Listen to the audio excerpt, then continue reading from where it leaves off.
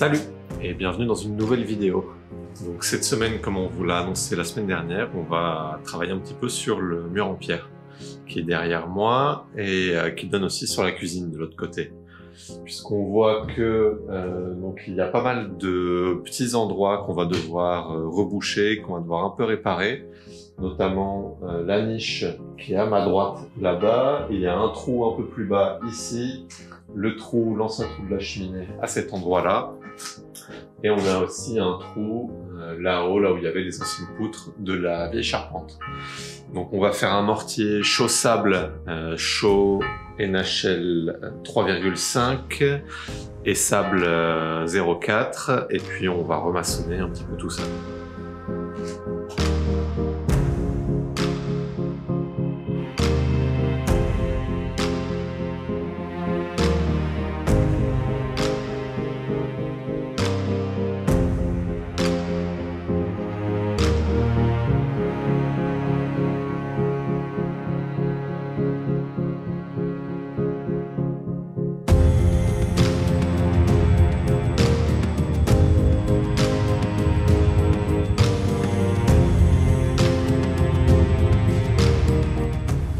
Comme je vous le disais, il va falloir travailler un petit peu sur cette niche. J'ai déjà, comme vous avez pu voir, rajouté une pierre à cet endroit-là pour soutenir la grosse pierre linteau qui est au-dessus.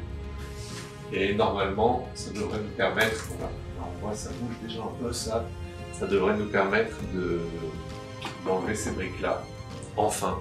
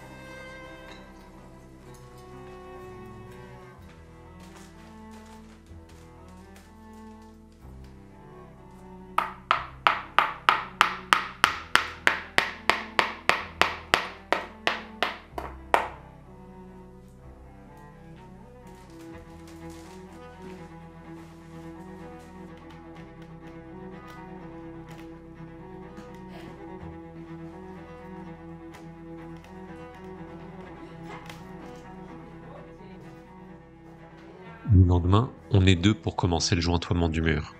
Et on se donne pour objectif d'effectuer toute la partie basse du mur dans la journée. On utilise une nouvelle fois le mortier de jointoiement prêt à l'emploi Malta Antica de la marque Vimark. C'est un mélange à base de chaux NHL2, sans additifs et sans ciment, ce qui est essentiel pour nous afin de préserver la perspirance du mur.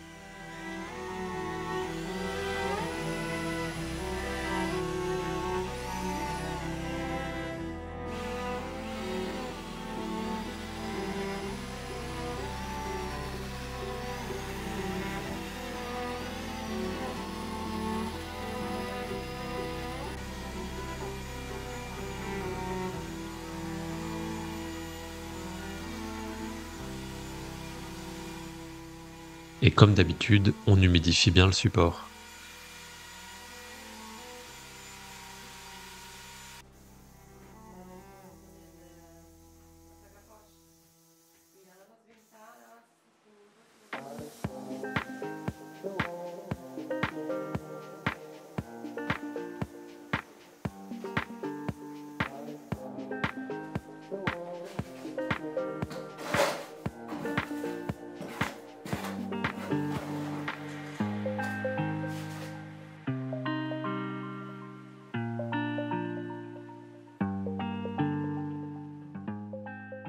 On applique le mortier dans les joints avec des poches à douille pour venir former des petits boudins entre les pierres. C'est une intervention assez fastidieuse et répétitive, mais le rendu est très satisfaisant. Et on en profite une nouvelle fois pour tous vous remercier pour votre soutien. On est maintenant 70 000 sur la chaîne, alors un grand merci à tous.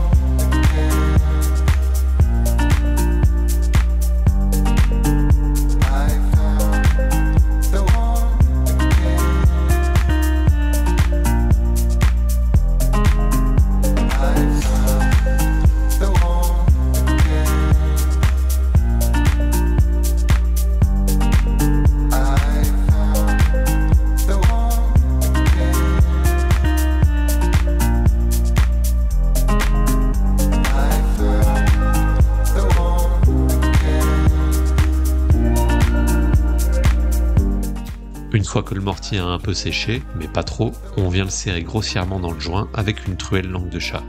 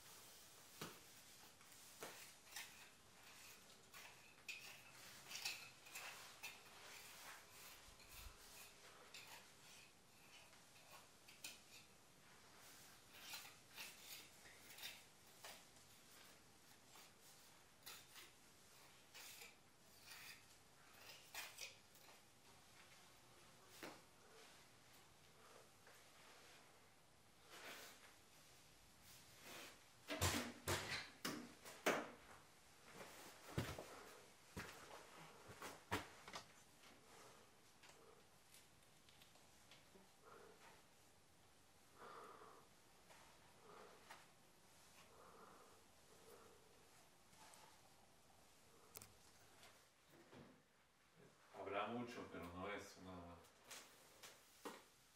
es simpático.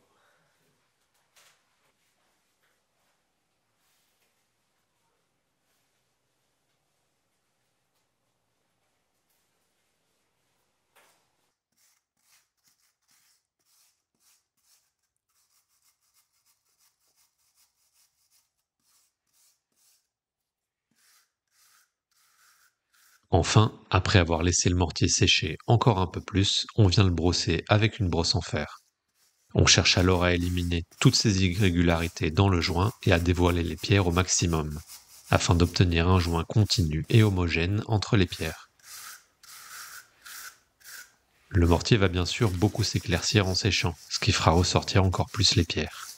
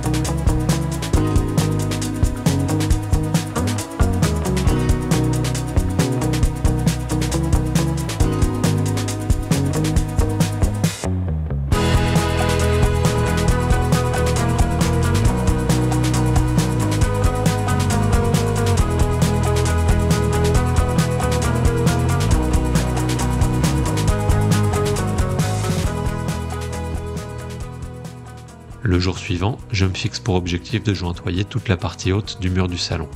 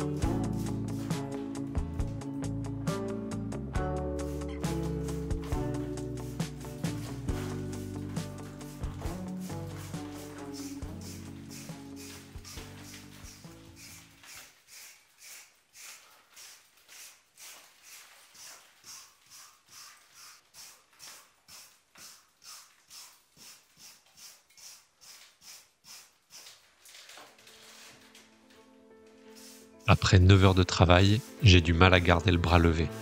Mais le résultat est à la hauteur de nos attentes. La suite, la semaine prochaine. Merci d'avoir suivi et à bientôt.